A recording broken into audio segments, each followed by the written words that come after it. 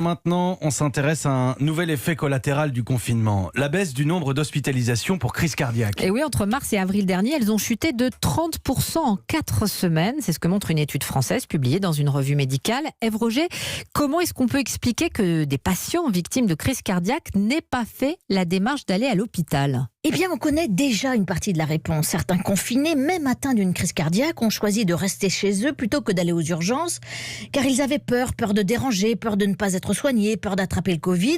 Et ça a été possible, car les symptômes d'une crise cardiaque ne sont pas toujours spectaculaires, explique le professeur Claire Mounier-Veillé, cardiologue au CHU de Lille. Si par exemple l'infarctus se manifeste par une douleur dans la poitrine ou par une difficulté à respirer, vous pouvez se dire finalement je suis stressé par la situation actuelle. Si je pense notamment aux symptômes de l'infarctus de la femme qui sont extrêmement sournois et trompeurs, c'est une oppression dans la poitrine, un essoufflement à l'effort et finalement elles se disent c'est pas grave, il faut que je gère les enfants, il faut que je gère la maison, je penserai à ma santé plus tard. Et les conséquences sont graves, l'artère se bouche à bas bruit, la paroi du cœur s'abîme, provoquant ainsi une insuffisance cardiaque. Et puis c'est vrai qu'il y a eu aussi un peu moins de crise cardiaque pendant le confinement, et l'étude suggère plusieurs pistes, une vie ralentie, moins de stress, moins d'activité physique, moins de pollution de l'air aussi.